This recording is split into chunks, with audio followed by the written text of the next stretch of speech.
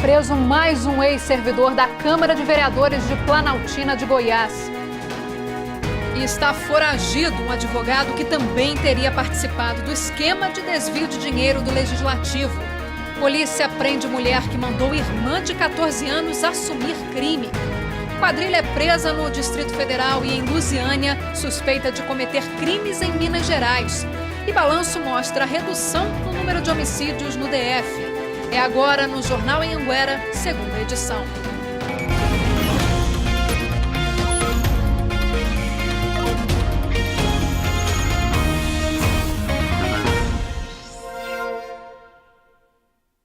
Boa noite. Foi preso hoje mais um ex-servidor da Câmara de Vereadores de Planaltina de Goiás. Ele é suspeito de participar de um esquema de desvio de dinheiro do Legislativo. O ex-gestor de contratos chegou a ser preso temporariamente na semana passada, mas foi solto. Foram cumpridos 4 mandados, sendo 2 de prisão e 2 de busca e apreensão. Mas foi preso apenas o ex-gestor de contratos da Câmara Municipal de Planaltina de Goiás. Já o outro suspeito, um advogado que é ex-procurador jurídico, está foragido.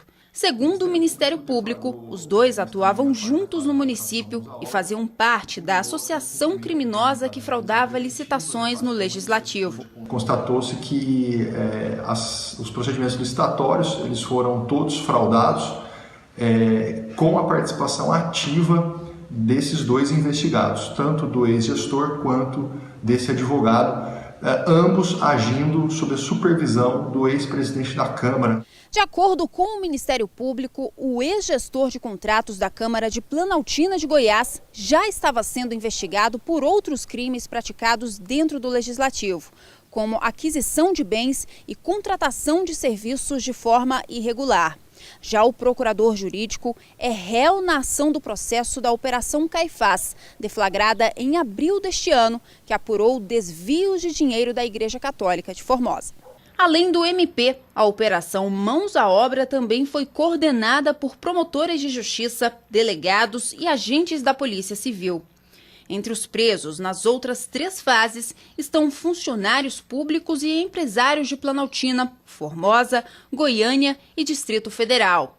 Além do atual prefeito de Planaltina de Goiás, André Luiz Magalhães, acusado de ter desviado R$500 milhão em obras superfaturadas e licitações fraudadas.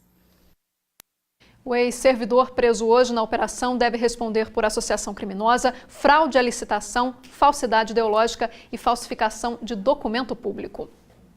Em Lusiânia foi presa hoje uma mulher suspeita de ter participado de um homicídio há 2 meses. Na época, quem assumiu o crime foi a irmã de 14 anos.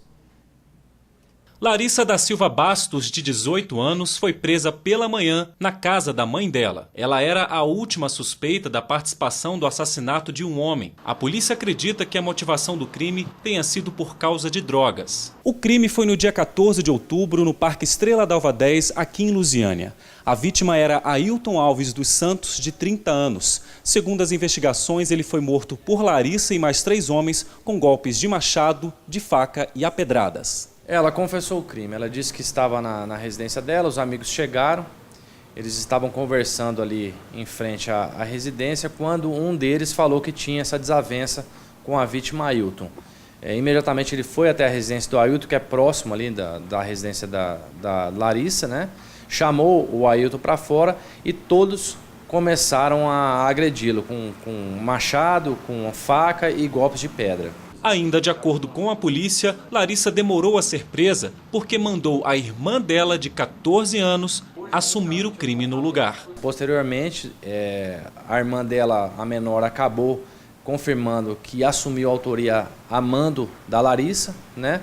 Imediatamente, diante dessa informação, nós representamos pela prisão preventiva da Larissa, que foi prontamente deferida pelo Poder Judiciário e hoje ela foi cumprida. Larissa da Silva Bastos pode pegar de 12 a 30 anos de prisão pela participação no crime. E veja a seguir, quadrilha é presa no DF e em Lusiânia, suspeita de cometer crimes em Minas Gerais. Nós voltamos já.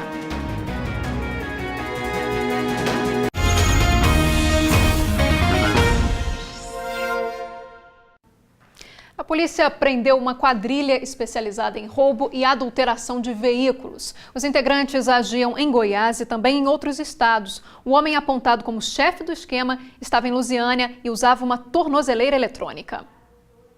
Ana Paula José Gomes foi presa hoje à tarde em Lusiânia. Pela manhã, a polícia prendeu também 3 pessoas.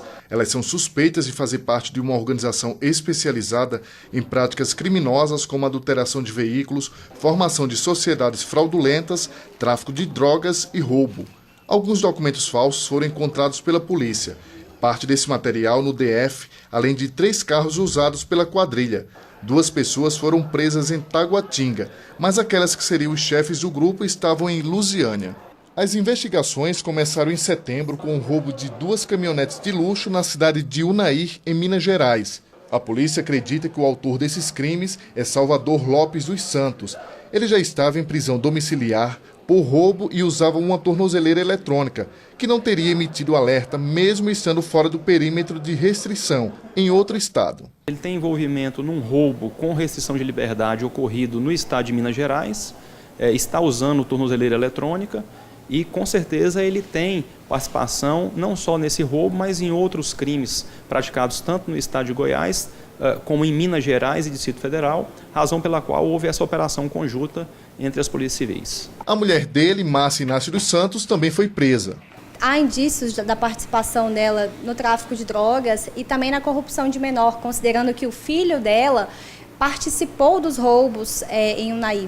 Romilda Pereira Barbosa é apontada como articuladora do grupo, a que fazia contato entre os membros da quadrilha e o chefe. Um quarto integrante que teve mandado de prisão expedido já estava detido no centro de prisão provisória. As investigações prosseguem, elas continuam com o objetivo de identificar novos integrantes dessa quadrilha e também outros nichos de atuação dos componentes, dos integrantes dessa organização criminosa. Ao todo foram 6 presos, 2 em Taguatinga, no DF, e 4 aqui em Lusiânia. Eles vão responder por organização criminosa, roubo, tráfico de drogas e falsificação ideológica. E a Justiça analisa o pedido de habeas corpus da defesa de Jaime Rincon e do casal Márcio Gomes Borges e Meire Cristina. Eles foram presos suspeitos de receber propina usando órgãos do governo do estado.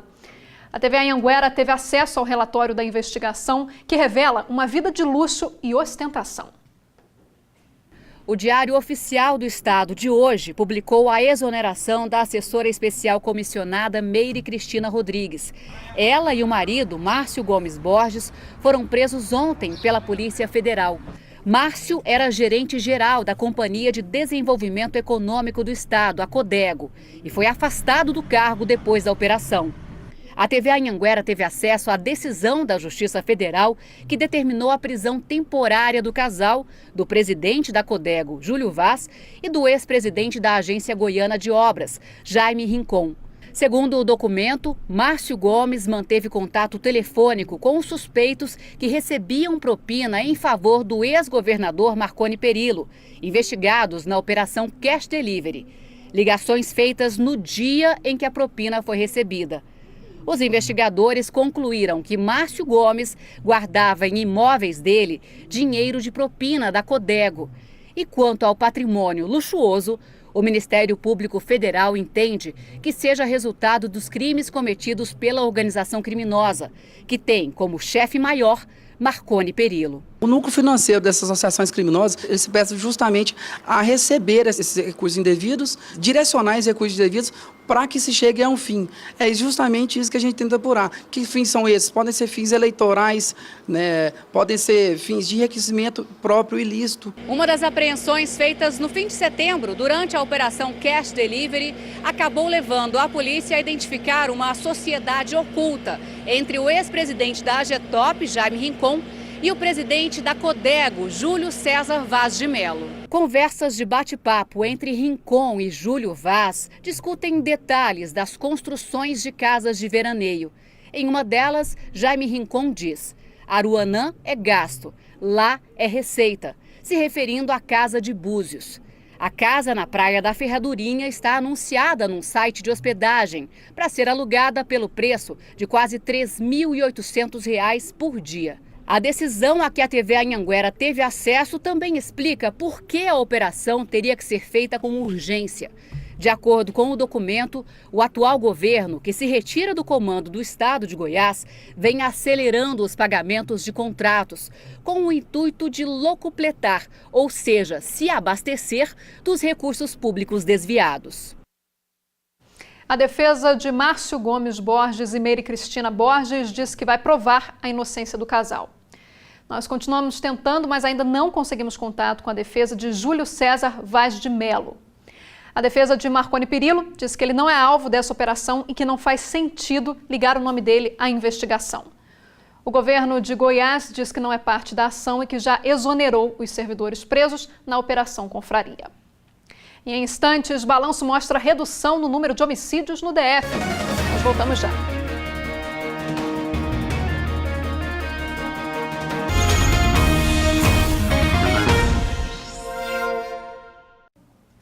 O Jornal do Campo deste domingo está imperdível. Assiste aí uma amostra do que a equipe do Márcio Venício preparou para a gente. Veja só, eu estou dentro do laboratório de mutagênese da Universidade Federal de Goiás. Essa equipe está realizando um importante trabalho sobre os danos causados pelos agrotóxicos ao homem e também ao meio ambiente. Além dos problemas conhecidos causados pelas substâncias, a pesquisa revela que o DNA de indivíduos contaminados vem sofrendo danos. Nós identificamos inicialmente até 4 vezes maior. O Jornal do Campo antecipa este tema, que será debatido num seminário internacional na próxima semana na cidade de Goiás. Também vamos falar de produção de leite e tem uma receita especial, bolinho frito de vaca atolada. Domingo, depois da Santa Missa. Mudando de assunto, os últimos números divulgados pela Secretaria de Segurança mostram que os casos de homicídios no DF diminuíram, mas os outros crimes continuam preocupando. Se o ônibus demora, quem chega antes é o assaltante, como aconteceu com a Joyce. Eles estavam com facão e me abordaram e levaram meu celular. A Jéssica tem uma estratégia. Eu saio 5 horas da manhã para trabalhar, eu não levo meu celular, eu deixo em casa. A Secretaria de Segurança afirma que o número de roubo a pedestre caiu 14% de janeiro a novembro deste ano, em comparação com o mesmo período do ano passado, de 3.056 para 2.622. Eu acho que não diminuiu tanto assim como eles estão falando, não. O número de roubo de carros também caiu 23%. E roubo em ônibus teve queda de 66%. Todo dia tem uma história nova de assalto, de roubo. No comércio, os roubos aumentaram de 156 para 158, pouco mais de 1%. Nem sempre os números representam exatamente a quantidade de crimes, porque algumas pessoas não fazem boletim de ocorrência. O Alvimar, por exemplo, disse que já foi assaltado 3 vezes, mas nunca foi à delegacia registrar. 3 vezes já me tomaram documento, tomaram dinheiro, tomaram tudo. Outro crime que diminuiu foi o roubo em residência, queda de 13%. Os homicídios diminuíram de 46 para 33, 28% a menos. Já as ocorrências de feminicídio aumentaram 50% até novembro deste ano, em comparação com o mesmo período do ano passado. Saltaram de 18 para 27 casos. As ocorrências de estupro caíram de 685 para 617, uma queda de quase 10%. Ainda assim, isso dá uma média de quase 2 casos de estupro por dia. Ontem, policiais do Recanto das Emas prenderam um homem de 48 anos, acusado de abusar sexualmente de 2 filhas e uma enteada, todas adolescentes. O delegado acredita que o número de estupros pode ser ainda maior, já que muitas vítimas não procuram a polícia. O que eu digo aqui, para que os familiares observem qualquer mudança psicológica das vítimas, seja em casa, seja na escola, se as vítimas as vítimas não queiram ficar próximo a um marido, próximo a um padrasto, próximo a um avô, isso aí tem que ser já levado às autoridades policiais para ser investigado, que pode ser, essa criança aí possa estar sofrendo qualquer tipo de abuso sexual. O J2 de hoje fica por aqui. Para você, uma boa noite, um bom fim de semana e até segunda.